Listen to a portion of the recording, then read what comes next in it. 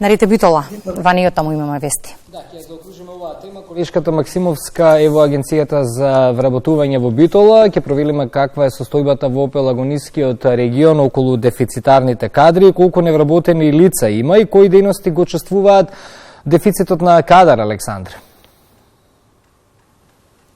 Токму така, Ване. Во време кога младите се почесто се соочуваат, кога младите се почесто заминуваат, ја напуштаат нашата држава и земјата се соочува со дефицит на кадар. А каква е состојбата со невработеноста и кои кадри се најпобарувани на пазарот на труд? Одговори ќе побараме од нашата денешна гостинка, магистер Јешим Сејфуловска, која е раководител на Центарот за вработување овде во Битола.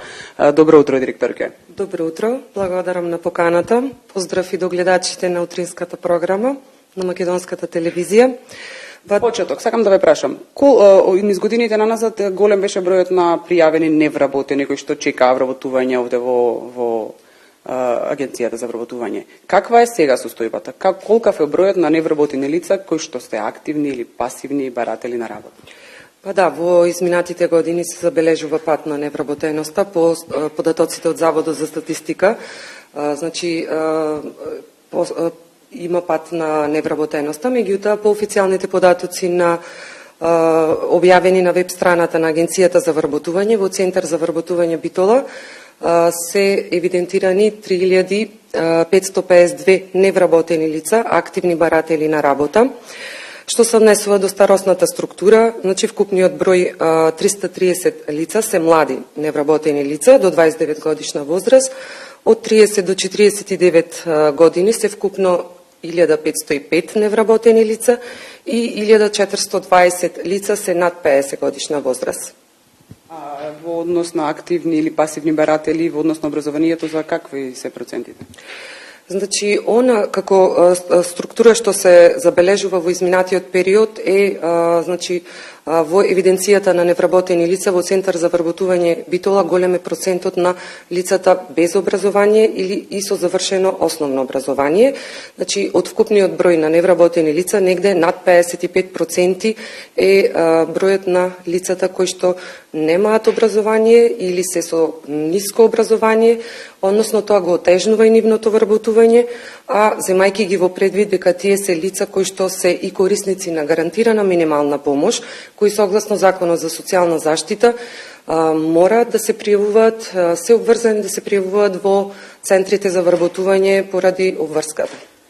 Така, дали работодавачите имаат проблем при наоѓање на квалификуван кадар? Па да, значи работодавачите покажуваат загриженост за пронаоѓање на квалификувана работна сила. Една од причините е токму оваа причина која што ја наведив претходно, поради тоа што имаме младите лица кога го завршуваат своето формално образование, средно или високо образование, често сметаат дека дипломата ќе им донесе брзо вработување, но динамичниот развој на пазарот на труд, техничко-технолошките промени и сите други процеси кои што се случуваат во индустријата, во трговијата, во угостителството, значи доведуваат до потребата за дополнителни знаења и вештини, освен тие знаења и вештини кои што се стекнуваат во текот на формалното образование. Значи, за да се има успешна интеграција на младите на пазарот на труд, потребно да се поврзат формалното со неформалното образование. Така, значи, вие имате доста активни мерки. Колку граѓани се вклучени во овие активни мерки и за кои активни мерки станува збор? Значи, во изминатиот период ние склучивме договори за активни мерки, програми и услуги на пазарот на труд. Тоа се сет на мерки кои што се по оперативниот план за вработување.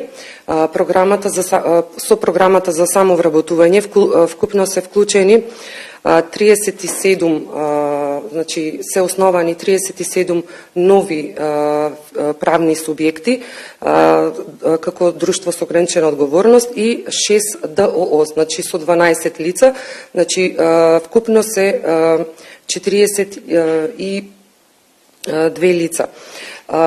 Додека имаме и други програми кои што доведуваат до директно вработување, освен програмата за самовработување. Исто така се програмите за вработување и раст на правни субјекти.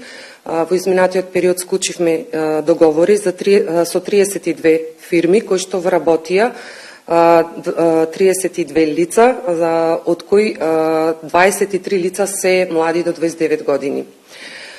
Исто така со програмите со програмите, мерките и услугите од годишниот план на Агенцијата за вработување, од оперативниот план, имаме и програми и услуги како што се мерки кои што доведуваат до индиректно вработување преку зголемувањето на знаењата и вештините, па понатаму до вработување. Во моментот исто така се склучени договори за обуките за побарувани занимања на пазарот на труд. Имаме 3 групи од по 30 невработени лица кои што во моментот се на обука за дигитален маркетер и службеник во сметководство. Исто така обуките за напредни IT вештини се во тек. Имаме вклучено 43 лица кои што се на обука кај одредени провајдери согласно договорот. Така, на крај да заклучиме, од каква е потребата, кои се најдефицитарни кадри по струки? Најдефицитарни кадри се квалификуваните работници, КВ работниците, тие се најпотребни занимања кои што во моментот ги кажуваат работодавачите.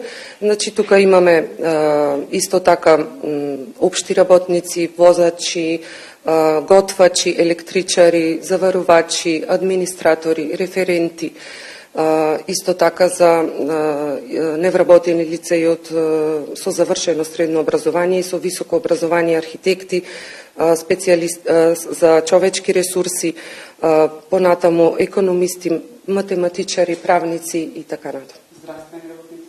Здравствени работници, да. Меѓутоа во овој период имаме потреба од претходно кажаните занимања кои што ги набедив. Директор, ќе ви благодарам за гостувањето. Ви благодарам и вас на поканата. Од разговорот со директорката Јешим Сейфуловска можевме да ги информираме ви младите дека овде во Центарот за вработување во Битола постојат доста активни мерки кои што можат тие да ги искористат за да ги надоградат своите вештини, знаења и потоа да бидат конкурентни на пазарот и полесно да дојдат до посакуваната работа. Студио